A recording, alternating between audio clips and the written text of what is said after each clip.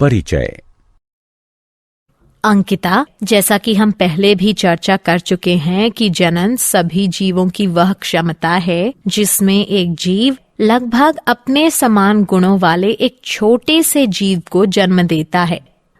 हाँ माधुरी, तथा वह प्रक्रिया जिसमें नर और मादा युग्मक गैमीट के संलयन के पश्चात एक नई जीव की उत्पत्ति होती है, लैंगिक जनन कहलाती है। तो आओ इस पाठ में हम जनन के बारे में विस्तार से चर्चा करें।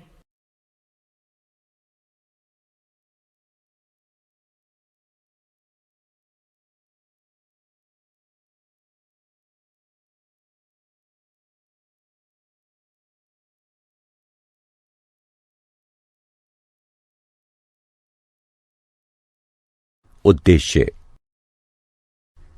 इस पाठ के अंत में आप निम्न करने में सक्षम हो जाएंगे: लैंगिक जनन को परिभाषित करना, मानव में लैंगिक जनन को समझना, यौवनारंभ को समझना, किशोरावस्था में होने वाले परिवर्तनों को पहचानना, नर जनन अंगों को पहचानना, मादा जनन अंगों को पहचानना, मानव में जनन प्रक्रिया को समझना, ऋतुस्राव रजोधर्म को समझना।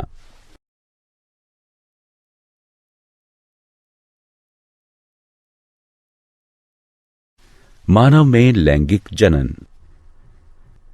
मनुष्य एक लिंगी या एकालिंगाश्रयी होते हैं। दो लिंग निश्चित बाह्य अकार्यकी लक्षणों, जिन्हें द्वितीयक लैंगिक गुण कहते हैं, उसमें भी भिन्न होते हैं। इसे लैंगिक द्विरूपता कहते हैं। मानव में जनन अंग नर में वृषण और मादा में अंडाशय यौवनारंभ की प्राप्ति के पश्चात कार्य करना प्रारंभ कर देते हैं। यौवनारंभ या लैंगिक परिपक्वता। किशोरावस्था के दौरान यानी समय में यौवनारंभ लैंगिक परिपक्वता की वो अवधि है जिसमें जनन अंग सक्रिय हो जाते हैं। मानव नरों में लैंगिक परिपक्वता 13-14 वर्ष की आयु में, जबकि मादाओं में 10-12 वर्ष की आयु में प्रारंभ हो जाती है। वृषण और अंडाशय जीवन क्षमता वाले युग्मकों को उत्पन्न करते हैं तथा ये हार्मोनों जैसे नरों में वृषण द्वारा टेस्टोस्टेरोन और मादाओं में अंडाशय द्वारा एस्ट्रोजेन तथा प्रोजेस्टेरोन को भी स्रावित करते हैं। नर जनन तंत्र। जनन कोशिका उत्पादित करने वाले अंग एवं जनन कोशिकाओं को निषेचन के स्थान तक पहुंचाने वाले अंग संयुक्त रूप से नर जनन तंत्र बनाते हैं। मानव नर जनन अंग है वृषण, अधिवृषण, शुक्रवाहक, मूत्रमार्ग, शिश्न, शुक्राशय ग्रंथियां, पुरस्थ यानी प्रोस्टेट ग्रंथि और काउपर ग्रंथियां नर जनन ग्रंथियां हैं। वृषण। वृषण छोटे आकार के एक जोड़े अंडाकार और गुलाबी रंग के अंग होते हैं, जो कि एक पतली भित्ति त्वचीय थैली, जिसे वृषण कोश कहते हैं, उसमें उपस्थित होते हैं। वृषण कोश ताप नियामक के रूप में कार्य करते हैं, जो कि साधारण शुक्र जनन के लिए वृषण का ताप शरीर के ताप से 1 से 3 डिग्री सेल्सियस तक कम रखते हैं, क्योंकि अधिक शारीरिक ताप वृषण के शुक्राणुओं का निर्माण करने वाले ऊतकों को मृत कर सकते हैं। वृषण में शुक्राणु का निर्माण करने वाली जनन ग्रंथियों सहित लगभग 900 पतली तथा घुमावदार शुक्र जनक नलिकाएं पाई जाती हैं। जनन ग्रंथियां शुक्र जनन द्वारा शुक्राणुओं का निर्माण करती हैं।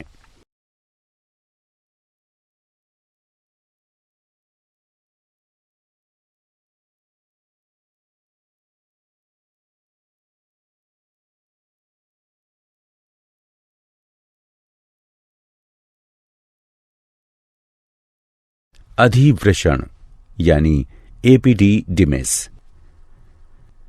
अधिवृषण एक कुंडलीकृत नलिका जैसी संरचना है जो कि स्थायी रूप से वृषण से जुड़ी होती है और शुक्राणुओं के भंडार गृह की भांति कार्य करती है, जहां पर कि शुक्राणु परिपक्व और गतिशील हो जाते हैं। शुक्रवाहक।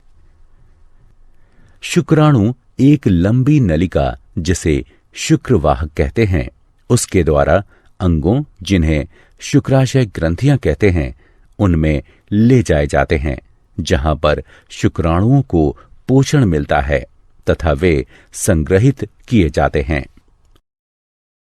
मूत्र मार्ग। मूत्र मार्ग भी लंबी, संकरी और नलिकादार संरचना है। ये स्खलनीय वाहिनी और मूत्राशय से निकली हुई एक वाहिनी के जुड़ने से बनता है, जिससे यह शुक्राणुओं और मूत्र यानी पेशाब दोनों का वहन करता है और इस प्रकार यह मूत्र जनन नलिका भी कहलाता है। मूत्र मार्ग पुरुष के शिश्न के माध्यम से गुजरता हुआ बाहर की ओर एक छिद्र के रूप में खुलता है। शिश्न। शिश्न पुरुष का बाह्य जनन अंग बनाता है।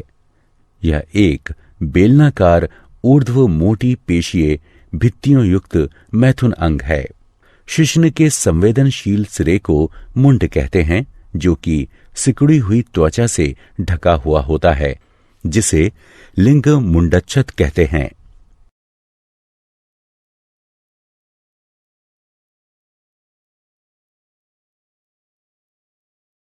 नर जनन ग्रंथियां। नर में 3 प्रकार की जनन ग्रंथियां पाई जाती हैं।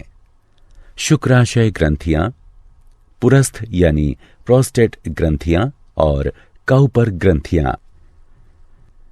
शुक्राशय ग्रंथियां एक जोड़ी पतली भित्ति युक्त पेशीय लंबी पुट्टियां यानी सैक होती हैं, जो कि शुक्राणुओं के पोषण के लिए तरल स्रावित करती हैं।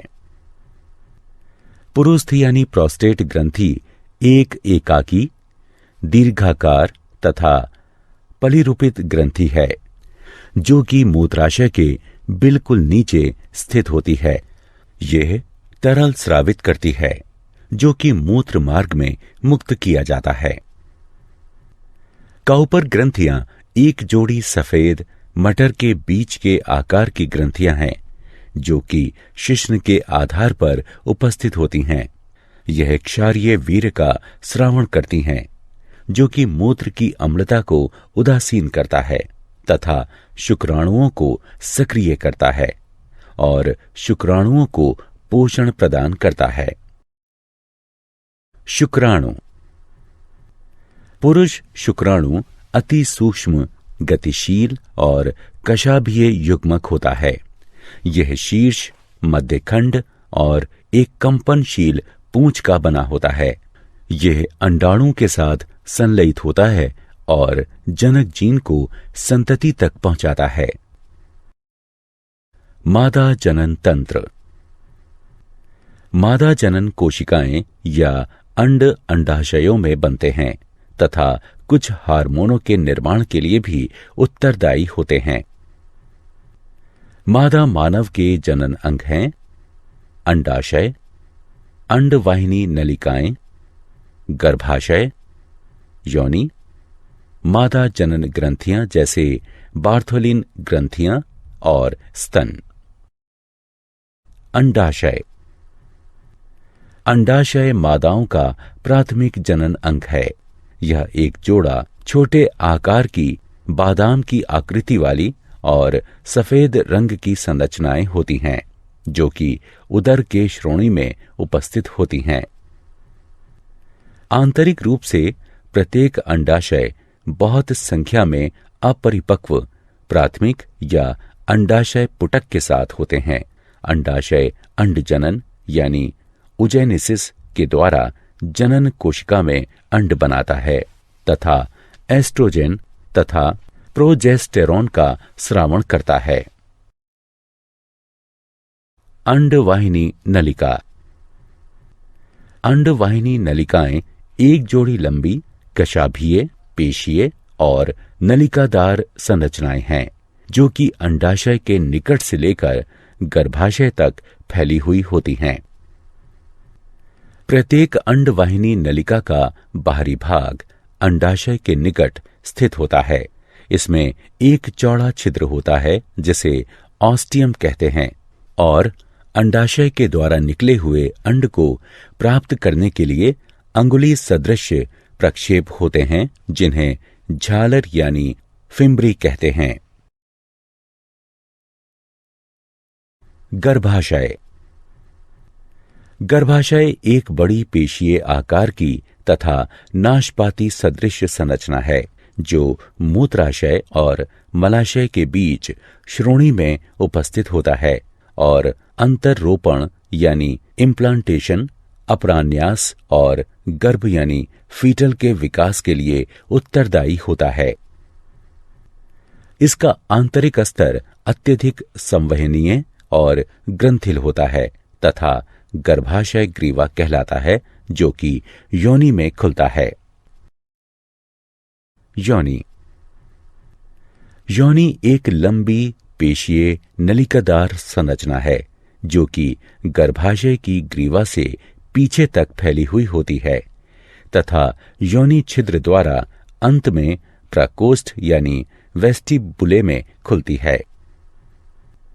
मैथुन के दौरान जब वीर्य योनि में मुक्त होता है तो यह मैथुन यानी संयोजन गुहा की तरह कार्य करती है और शिशु के जन्म के दौरान शिशु इसमें से ही होकर गुजरता है, इसलिए यह जन्म गुहा की भांति भी कार्य करती है।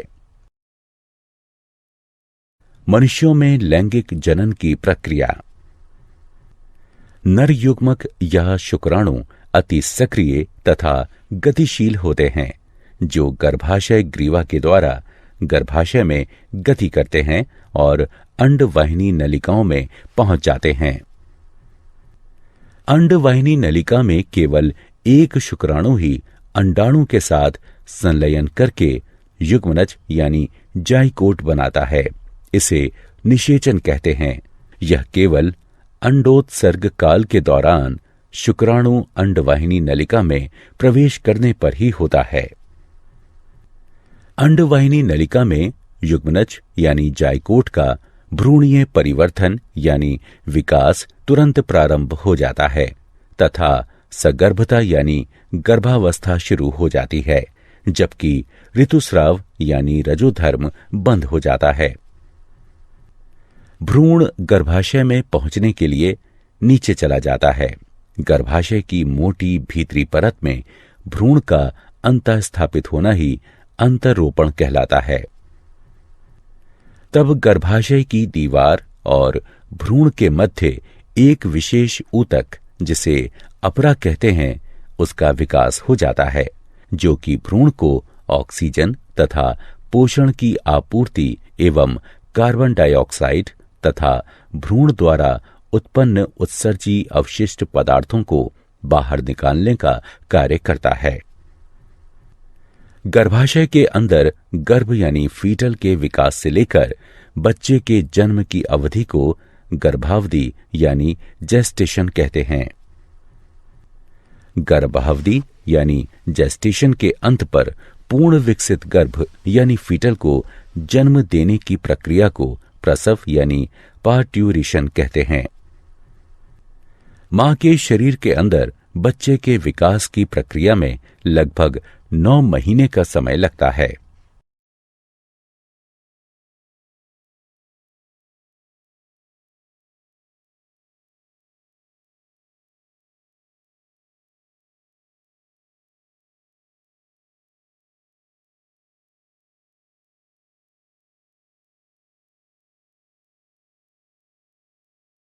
ऋतुस्राव यानी रजोधर्म। रक्तवाहिका के साथ योनि से रक्तस्राव के रूप में गर्भाशय की मोटी और मुलायम आंतरिक दीवारों के टूटने तथा हटने को ऋतुस्राव यानी रजोधर्म कहते हैं। अंडाशय और गर्भाशय में प्रत्येक 28 दिन या 1 महीने बाद आत्व बहाव की घटना का चक्र होता है, जिसे मादा मानवों में आत्व चक्र यानी मेंस्ट्रुअल साइकिल या लैंगिक चक्र कहते हैं। यह चक्र 2 से 8 दिनों तक चलता है।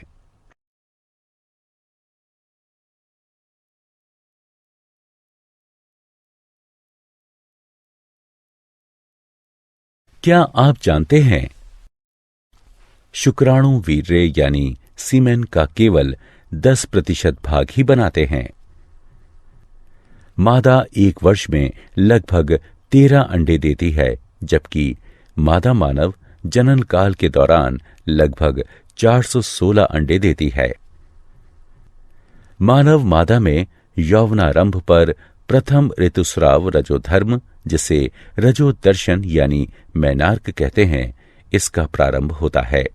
रजोनी वृत्ति यानी मीनोपॉज वह काल है जब मादा मानवों में अंडोत्सर्ग और आत्व चक्र स्थायी रूप से हमेशा के लिए बंद हो जाता है।